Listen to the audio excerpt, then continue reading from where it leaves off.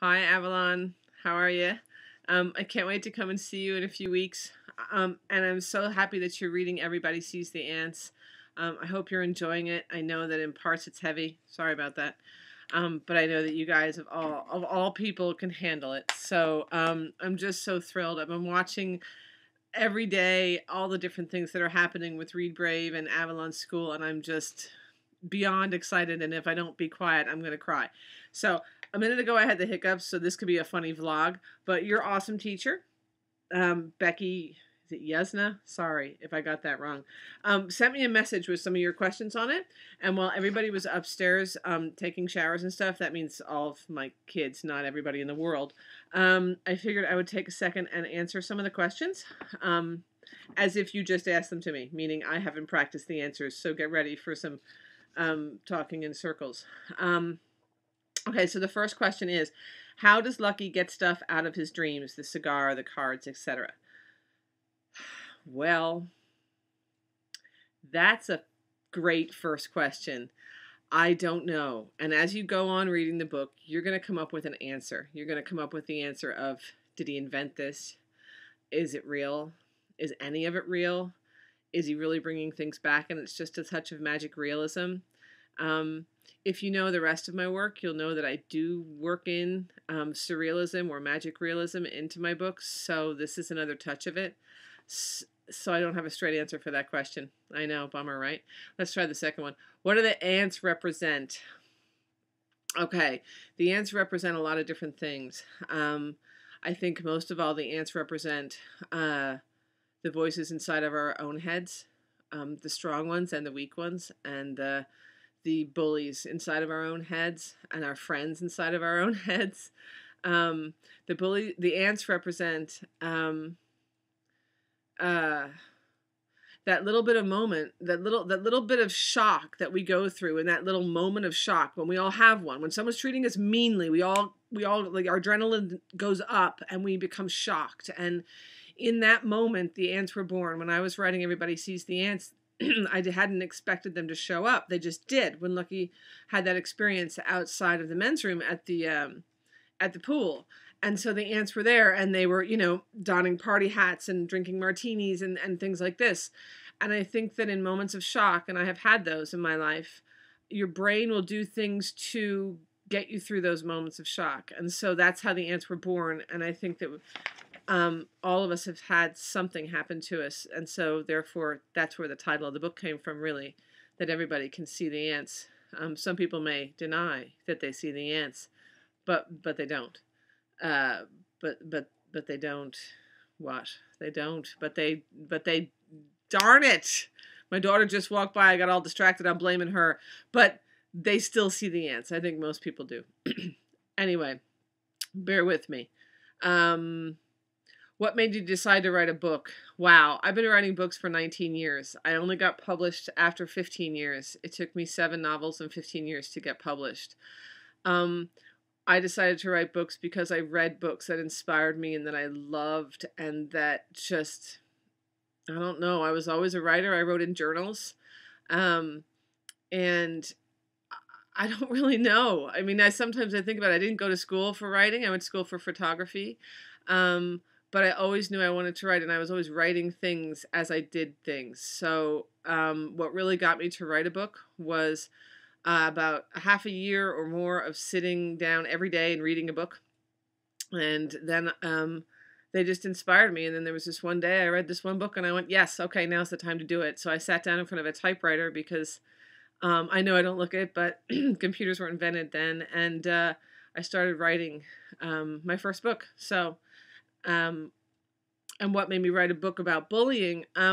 Well, it's funny because this book didn't start out as a book about bullying. It started out as a book about torture and about POW missing soldiers, really, from the Vietnam War. The Vietnam War has been my pet subject because when I was a little kid, that's when the Vietnam War was ending, and I've always been obsessed with it, or just interested in it, not really obsessed.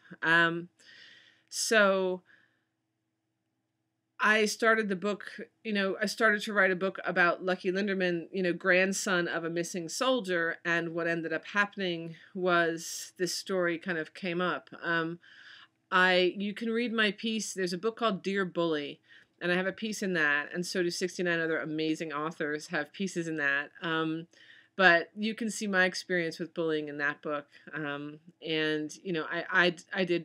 I did get my fair share, but it wasn't nearly as bad as a lot of people I knew. So I was very lucky. I look at it that way. What or who was my inspiration for Lucky or Nader? I didn't really have any particular. I didn't have anybody in mind. It just sort of showed up that way. Lucky showed up that way. The inspiration really for him was that his father was absent because his grandfather was absent, and it had nothing to do with bullying. I can tell you what my inspiration for the setting was. I run my community swimming pool, and so the Freddie pool is really the pool that I run. So I could see it in my head, so it was easier to write that way. What part of Lucky do the ants represent? Well, I think they represent what I explained before. The part where he needs to go away a little bit because reality is sometimes a little too heavy. I also think that they represent the part inside of him, or the parts that want to either help him or hurt him. The way that we can look at ourselves in the mirror one day and go, "Oh, I look great," and the next day just go, "Oh my, I'm horrible." And those are I call them brain beetles, because they eat little holes in your brain if you let them. So I think that's what the ants represent for Lucky. Is the book autobiographical in any way? The only part that is connected to me personally would be the setting of the pool. I'm trying to think of anything else. Oh, well, I do run. I help run my local V-Day organization to raise money for women and girls and to run the Vagina Monologues. So I do know a bit about that, but it wouldn't be autobiographical. Although I do know some pretty cool young ladies who do come and work in our show. And I do know some really amazing V-boys and V-men who come and volunteer for our show, and that is a wonderful thing to see. And they're in high school, just like you guys, so it's pretty cool. If you were bullied as a kid, how long did it last, and how did you make it stop?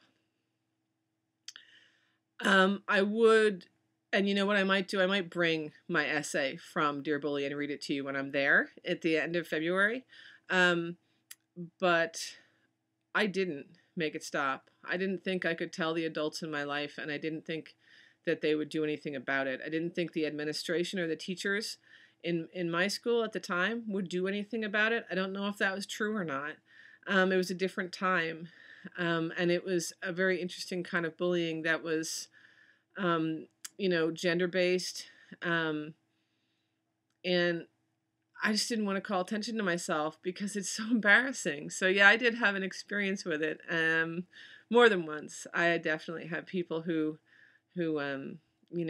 wanted to get power over me day after day and sort of embarrass me, and I didn't stop it, which is maybe why I'm so interested in this now, because it's important to figure out how to stop it. And as bystanders and as adults in those situations, I think that it's our responsibility to help kids who are in situations like I was in.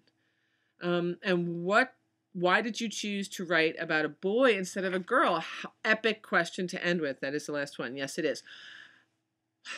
I write about both genders. I'm a gender neutral kind of girl. I know how to use a chainsaw. What can I say? I wired my last house. Not to say that either of those things are particularly male or female, but what I'm saying is that I'm not afraid to look at either side.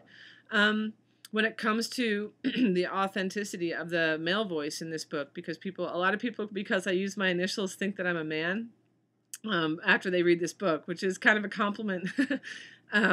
But I've lived with the same man for, 21 years or more.